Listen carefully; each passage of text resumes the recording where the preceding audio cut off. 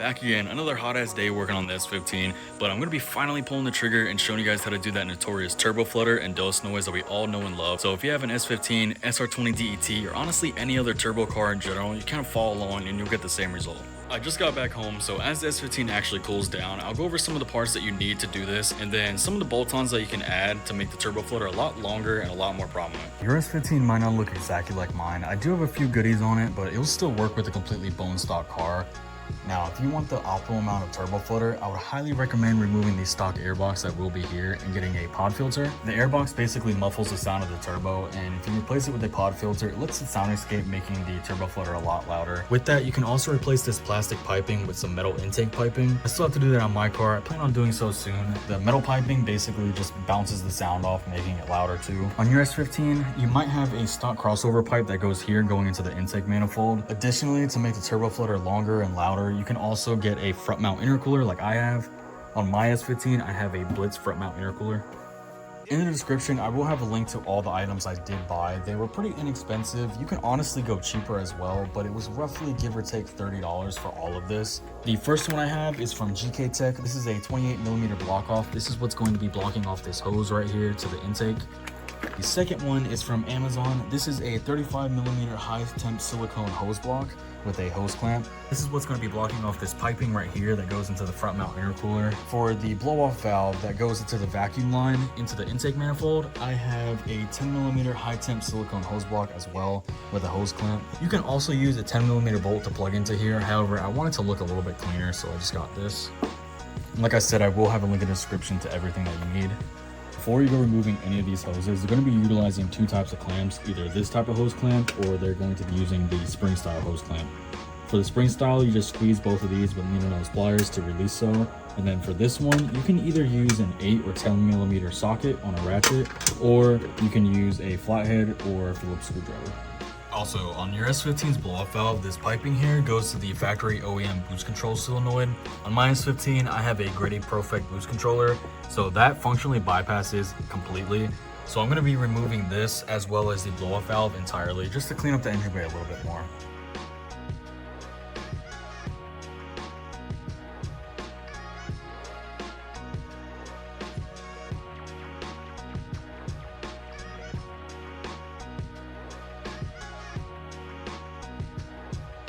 So the GK Tech 28mm goes in this hose right here, and it actually fits really snug. Then just put the hose clamp back over and tighten. Then the 35mm goes to this hose right here in this intake pipe for the front mount intercooler.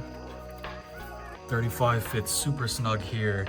And then if you're taking the hose off completely, I would recommend getting a 6.5mm or 6mm. It'll fit on this little nipple perfectly in the intake manifold for the vacuum line because it's pretty thin. Or you can use the old piping and just put a 10mm bolt. But if you want to make it clean, just put 6.5 or 6mm and then put a little hose clamp on it.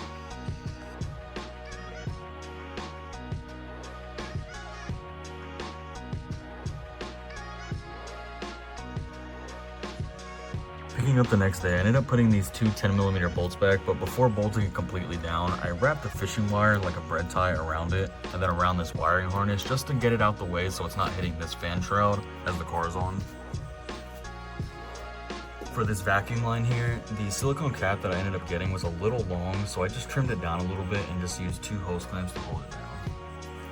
Now, before you go having fun and driving your car, I would highly suggest getting a bottle of soapy water, spraying any of your couplers, any of your block offs that you did, just to see if there's any bubbling, because you do not want a vacuum leak or a boost leak. I'll give you guys a proper side-by-side comparison of before and after the blow-off valve removal, but let's just do a quick startup so you can hear it. Car's already warm, so don't worry about it.